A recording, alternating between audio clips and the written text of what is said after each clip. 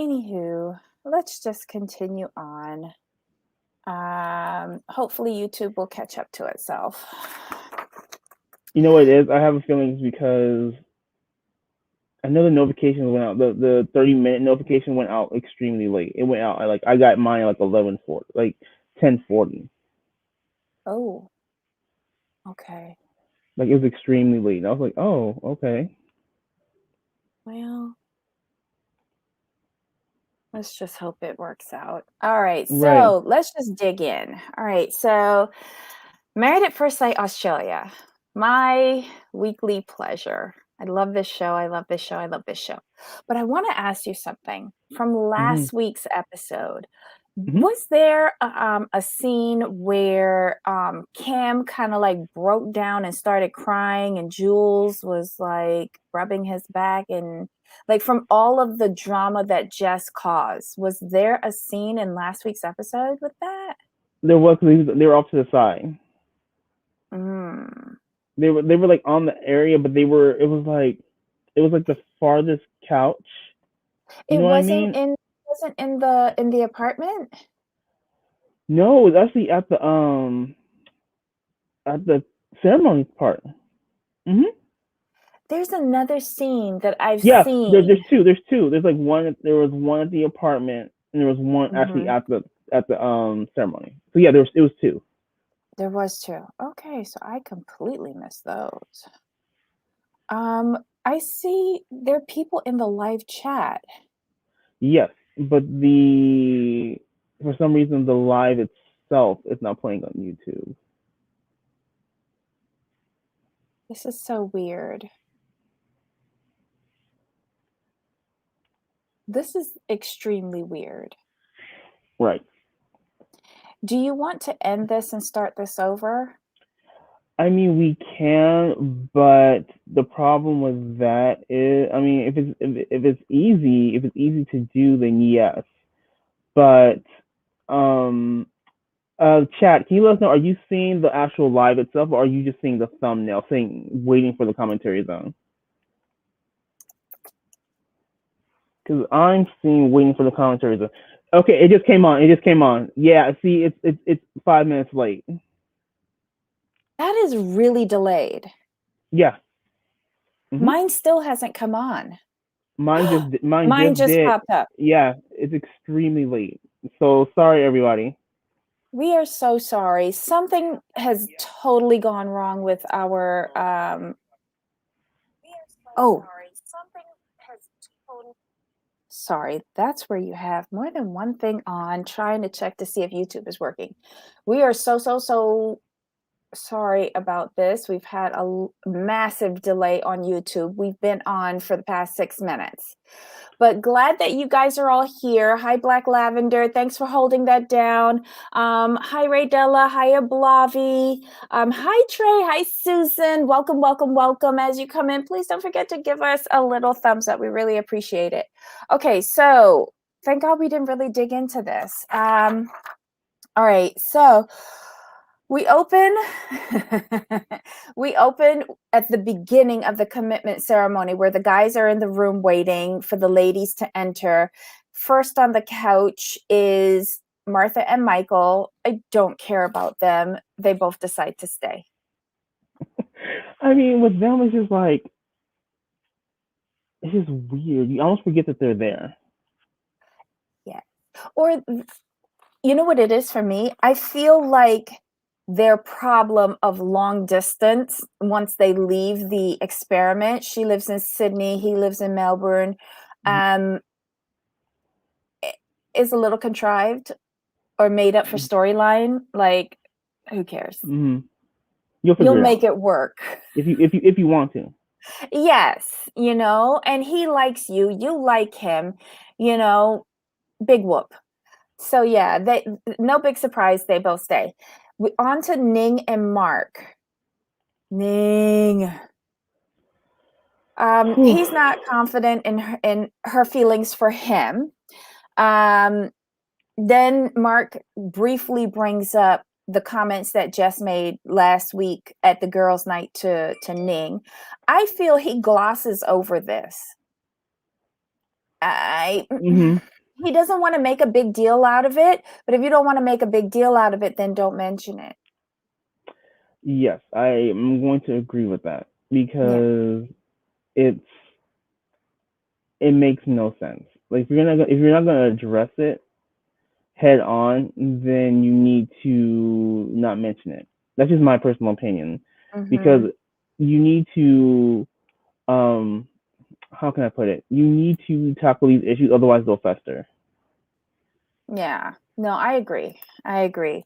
How far is Sydney from Melbourne? I think it's a plane ride, but I don't know how long it is. Oh, driving, like, it's 546 miles. Yeah.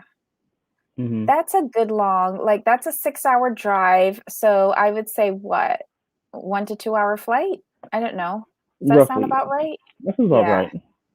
Yeah, so it's not an easy commute, but they'll figure it out. Um, so Ning all of a sudden has her walls back up. He's frustrated. And again, Ning decides to leave because he deserves somebody who could love him. He's a great guy. And then he says to stay, right? But Right, he also says that they're not done and she's trying to sabotage it. So I'm thinking he's fighting for her. right. I totally agree. I mean, he decided to stay. I mean, you could see it with them. It's just she just needs to kind of go with the flow, like she says. She thinks way too much. Hmm. She tries to anticipate what will happen based on her past experiences, and she needs to take him for who he is, where he is now, and they're in a really good spot. It's just she's got to Hmm. just understand, like, hey, if he's going through this much with you, I think he's kind of in it for the long haul. If you let him be in it with you. He also says something that I totally agreed with. He says that she always looks at the negatives before the positives. I thought that was really accurate with her. Hmm. Okay, so next we have on the couch Jules and Cameron. Um, he talks to her about having this breakdown and a release and that she was there to catch him. Who cares? They both decide to stay. Yay. Right. Sometimes with them, it's like, why y'all eat on the couch? Y'all really could just hold up the stage from where you're sitting, not even go to the couch. Yeah, they can like chime in on Zoom or something and say, "Hey, we're staying, but we got to go." I don't Right. think so, you know. But maybe it's because they're the only ones that are like seem to be genuine and are actually like have found each other, like kismet. They've genuinely found their soulmates. So maybe that's why they forced them to come so that we could see that there's actually love in this debacle of a show. Oh God. All right. So next up we have Heidi and Mike. Um, Heidi just seems like totally checked out, but I love how she explained herself. She did not start circling the drain. She said Right. it in a calm, rational manner, and she was just, I don't like your tone. And if you do that to someone else, your turn gonna be next, girl. Right. Um, and what is she? Did both of them decide to stay? Yeah, Mike Hmm. decided to stay. Heidi decides to stay, but she asked the experts for help, which I thought was a really smart idea. Question for you, Jamal. Hmm.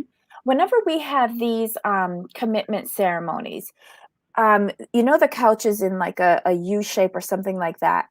Hmm. And Jess always sits cat corner from Dan. She spends her entire time looking at Dan with trout lips. Does no one else notice this? No, they're too focused on um what's going on with the actual ceremony. Before we go on, I'm gonna say hi to Mhm. everyone real Yeah, quick. yeah. So let's see. Hey, Black Lavender, Blobby's here. Raydella, Trey, Susan, and Jen. Welcome everybody. Thanks for dealing with these delays with YouTube. They're just a mess this week. And I'm wondering if it's because I am simulcasting to so many different areas. If you're, if, No, I don't think so because the 30-minute notification was 10 minutes late going out. yeah, So the YouTube notification ever since YouTube has done their notifications or done their upgrade or whatever, all the notifications have been late. It's just today's just been later. okay, So we're good. But back to Heidi. yeah, I'm gonna agree with Trey on this. She said I can't with Heidi. She's never satisfied. And then to add on to that, Ray Dilla says Trey agrees she will continue to have problems in any relationship. She will because she won't stop worrying about the petty details. Like I get what she's saying with his tone because what she's telling him is like, if you do this to other people, you may do it to me. So I get her on that thought process. But the mhm, other things, like you could tell he really likes her, and he can accept her as is. Like he may get frustrated with her, but he accepts her. Whereas she gets frustrated with him, but she feels the need to point out every single thing he does wrong. Where he doesn't do that to her, and he's had plenty of times where he could really just tear her down, but he doesn't do it. He doesn't do it. He never tears her down, but she feels it's okay to tear him down. And the simple fact that he's still there, I'm like, wow, you really, really like her, but she just refuses to get off her own way. She's going yeah. if she doesn't stop this, she's gonna look up and be alone again. I I kind of agree with Mike. I don't know if it was in this episode or last week's episode, but he had said it shouldn't be this hard. Hmm. And I agree with I like Heidi, don't get me wrong. But I don't know, maybe it's because I'm old. I don't want to try that hard. Like at this stage in my life, I want something easy with regards to a relationship. You know what it is Oh, easy. it's on your wavelength. So when we're young, we're taught to get along, be nice, be friendly, be kind, all these things. So with those things, you feel you have to have an effort because you want to be nice to get along. But as we get older and we come across different personalities, you kind of learn like, okay, this is not the greatest. But Mhm. until you get out of high school, maybe college, for some people, Mhm. you still are finding yourself and learning, but you'll still revert back to your teachings growing up. Be kind, don't cause any problems. But as you get into the workforce, I feel you start to come into your own and your in your own sense of self and your own value systems, and you continue along that adult way of thinking. So as we get older, based on our experiences, we really don't want to try too hard because we realize we're closer to the end of our lives than the beginning. So we are not really looking to waste time on relationships that don't matter. Like if you have to put so much effort, it's like I'm wasting my time here because it's not reciprocated. Mhm. And who Mhm. wants to waste time on one-sided relationships? I don't do it. I mean, if I put out effort to you, as a quote unquote friend and I don't get it back, I just let it go. You're not interested. Why Mhm. waste the time? I also find like relationships where they're lopsided or drain your energy, like they're emotional vampires. Mm-hmm. I'm not down for that. That like no. Like it's one I'll be a vent for you, but there's a time limit on me being a vent.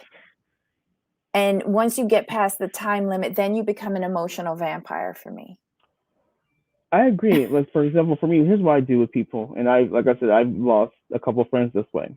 Oh Lord. I don't mind listening to you at all. I mean, I'll listen to you. I'll give my opinion, my advice. Mhm. The second time it's like, okay, I'll listen to you. I'm not going. I'll give you a shortened version of the advice I gave you. The third time, I'm gonna be like, look, we've already had this conversation twice. You're doing Mhm. the same exact things and getting the same exact result. What do you think was going to change if you keep doing these same things? And then they're like, Yeah. well, you're being me and not understand. Like, well, no, the first time we had this conversation, I gave you advice from my perspective. You didn't take it. The second time you came back to me with the same issue, gave you the advice I felt you should do. I mean, so why would I give you advice for the third time? Because you're not going to listen based on the first two times we've talked about this. Yeah. So therefore, I'm done with this conversation until you make some changes. And then they're like, well, you're mean and you're not being a good friend. I'm like, if I'm not a good friend, you can leave. And But that's where it drops off. I don't find that mean or not being a good friend. Like if you had said like a bunch of cuss words and cursing out through generations while saying it, then yeah. But you were just stating a fact. You've already discussed this. What are you doing to change it? And we won't discuss it anymore until you've actually done something to change it. I don't find anything mean or rude in that. So maybe it's just me. What it is, I always feel like when you're not an emotional person, like I just take things as, I look at the facts and try to figure out the solution. So what I've learned over the years is like when someone's emotional, it's like they're not always going to take the direct approach the best way. So I don't take it quote unquote personally. I just know what I'm dealing with. I just disengage because I'm just not the friend for you in these situations. When you're emotional, I'm just not the type of person you need. You need someone who's a little bit more hand holding, a little bit more woo woo woo woo woo woo. And I think Heidi's one of those people. Mike is like extremely direct and he can be harsh in his vicious. delivery. Even though he means well, Heidi needs a woo woo woo woo woo woo type person. But she's probably had those people in her past and those relationships didn't work out because she needs someone to like kind of shock her into like, no, this is what things are. Yeah. If they can just give a little on both of their methodologies, they would be great. Yes. That's all I have to say about them. So yeah, both of them decide to stay. She asks for help from the experts. Then we have Jessica and Mick. Jesus. Well, They tell what happened at the dinner. It actually turned out very well between Mick and the dad and the brother. He also mentioned that for the entire week he only saw her once and he wanted to know what the hell was she doing. And he said that, he had texted her a couple times, nothing. And he said quite clearly, this is part of the junk I have to put up with. You say that you kept me here for an additional week that I didn't want to be here for, and yet to be friends, and yet nothing from her like initiating to him. Right.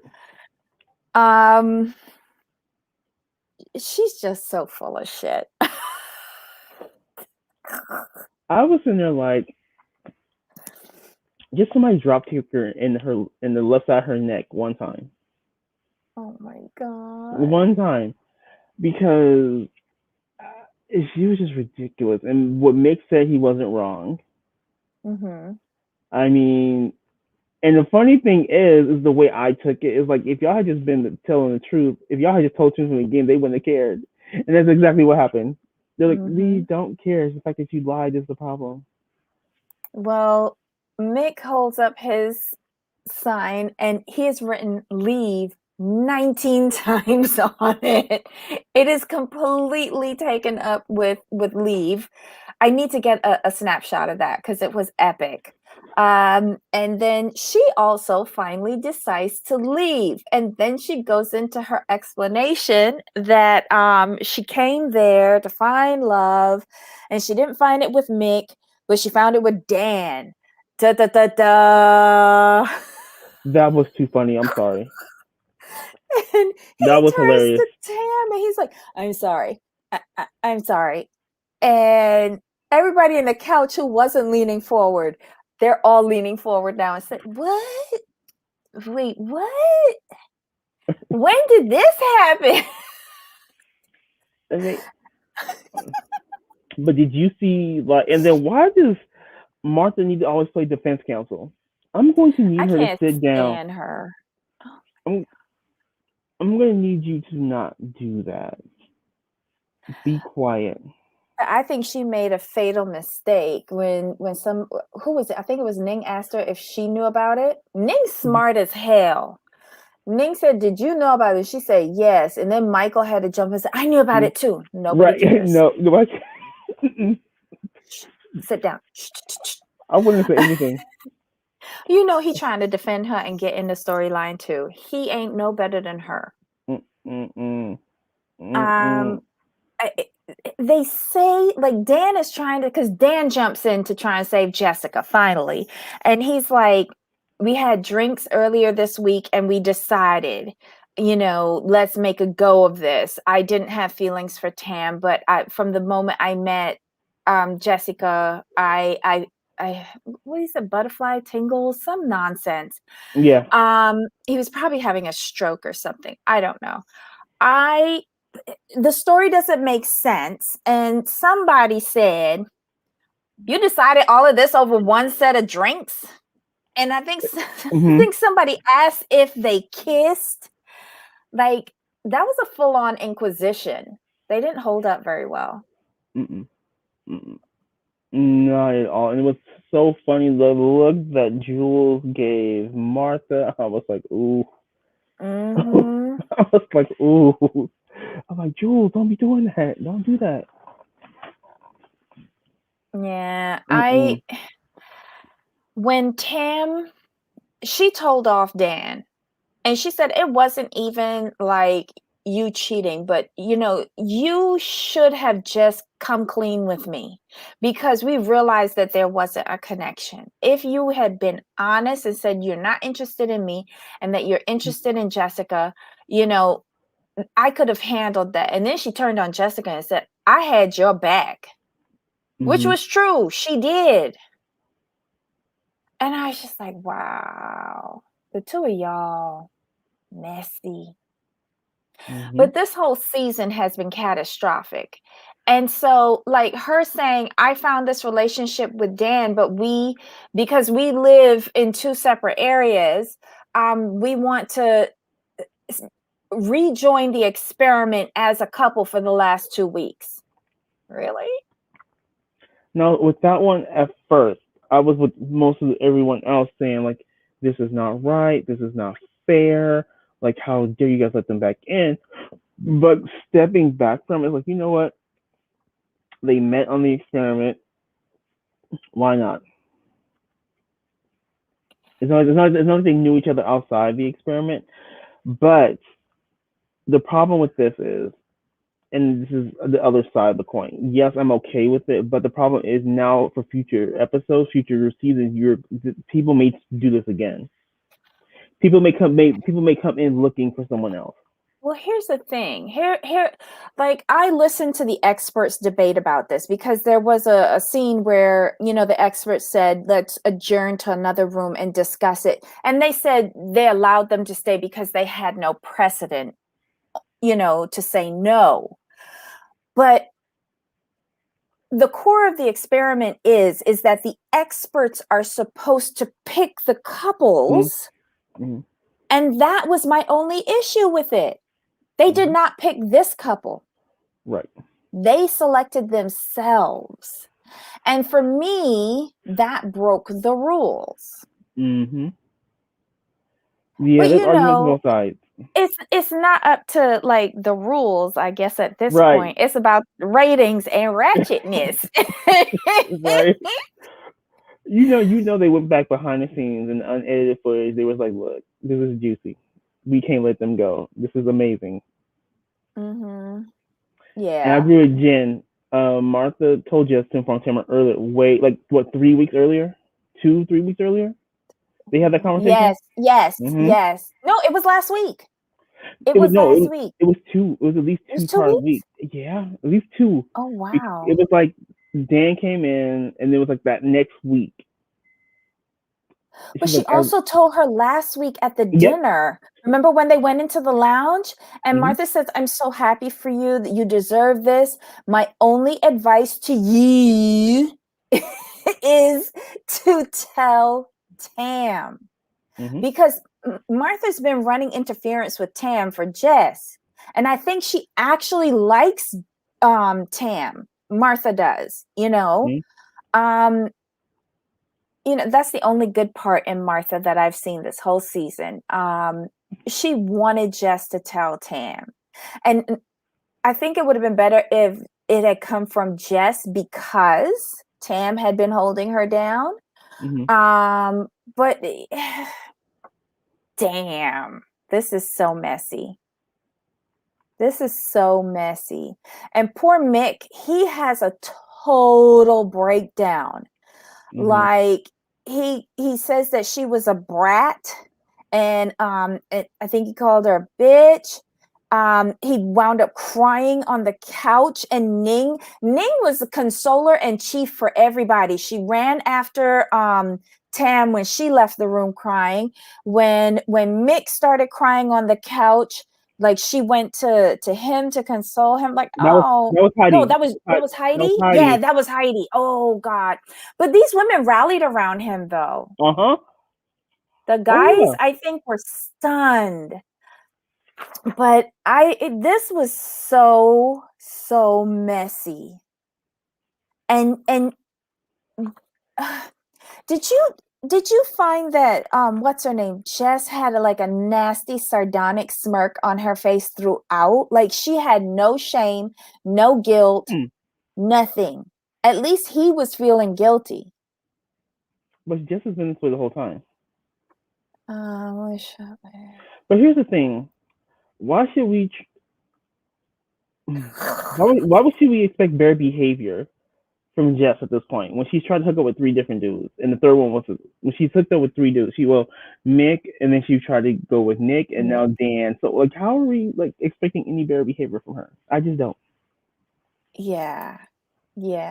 And actually, she flirted with Nick and Dan the same night. Remember? Because she got rejected by Nick in the lounge and then came back and started stripping at the table with Dan. Ay, ay, ay. Susan with just it's just code. I agree with you, Ray Della. I agree with you on this. The only code is like just code. Poor Mick. I agree. Oh my God, Trey. I feel so bad for Mick. How humiliating it must have been to learn that he was being used like that. Yeah. The only funny part of their segment was when they first sat on the couch and he didn't even have on his flip-flop. All you saw was like his bare feet.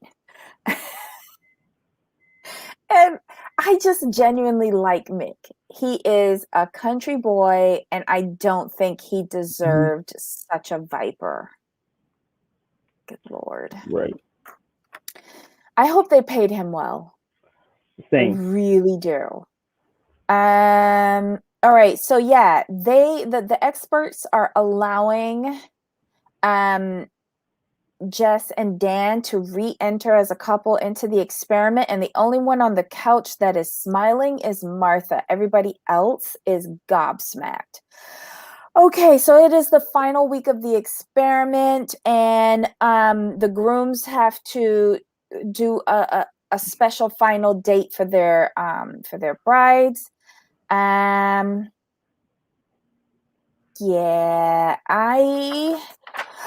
But first, before the date, the couple swap. Like we have Jules meeting up with Mark, we have Michael meeting up with Ning, we have Martha meeting up with Dan, Heidi is meeting up with Cameron, and Mike is meeting up with Jess. Oh God, bad idea. But again, they want ratings. So the purpose of this is to get a like a third party opinion on what's going on in their relationship, like asking somebody who's from the outside to look in on them. And they start off with Jess and Mike. they meet up for lunch or something like this. This was a battle royale, but it was done very civilly. But he was like, I didn't like what you did to my friend Mark, and I wanted to take you down a peg or two. He's like, let me just put it out there like this for you. Oh God. But Jess was smart. She picked up on what Heidi was saying the day before in the commitment ceremony and started zeroing in on his tone. But when you're dealing with somebody like Mike, he don't care. He will do Right. anything to get his point across because he has to be the one that comes out on top. Yeah, he has to And win. and she was just like, you're just an old man beating up on or yelling at a young girl. And I was like, girl, stop. You Yeah, were let's just not do that one. outmatched. But did you notice that she said in one of the sidebar interviews, she said she didn't like what he was saying at the dinner party because he said some nasty truths. Right. At least she could own up that he wasn't telling no Right. lies about her. He really wasn't. Um, anything you want to share on that one? I was just surprised it didn't wind up being a screaming match. No, I mean, I think for me, this whole episode was really, really good. I like seeing the dates, but there's nothing really hash out there. I think all the hashing out has been done at this point. I mean, the secret's out, which we were waiting for. So I think this is good. I don't have really anything to add because everything seems complete at this point. I mean, but I will say I did love the treehouse. I really like the treehouse that Negan and Mark Yeah. stayed in. And Negan needs to understand his position. You've rejected him for so many weeks. Like, it's hard to turn on that switch. Because he's not only physically invested, he's emotionally invested. So you're going to have to do some work. But why can't he get it up for Ning? I don't know. But he's been trying, so he's given up. He's not interested at this point. He's emotional, and But that's the then thing. why vote to stay if he's given up? He hasn't given up on her. It's just like he's emotionally not into it right now. Like versus before, he's attracted to her. Like he saw everything in her. He was ready to go, and then after rejection, but he sees that she's warming up. But he's just now he has to re-warm up. It's like oof. I don't think he's attracted to her. I disagree because he was trying to get it like from night one. So that's not what it is. I don't think it's attraction. I think now it is. I really do. I think Do you think not the her physicality. attitude? Yeah. Okay. I think he's no longer attracted to her, and that's why she can't, like, now all of a sudden she wants to have sex and he's just, no, I'm done. But where he went wrong was that he should have decided to leave last night. Just saying. Because if you deciding to stay and making her stay, drill her good. Be done with it. But whatever. I mean, here's the thing: you put the work into it. Okay, so let's just briefly go through what the other couples did. Martha and Michael. Michael took her to the movie theater. He created a special film for her with all of her friends and family, telling her what a great person she's not.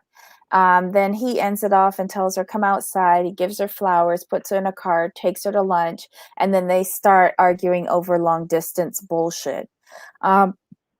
Let's see. Dan takes Jess on a boat ride of Sydney Harbor. It's actually their first date.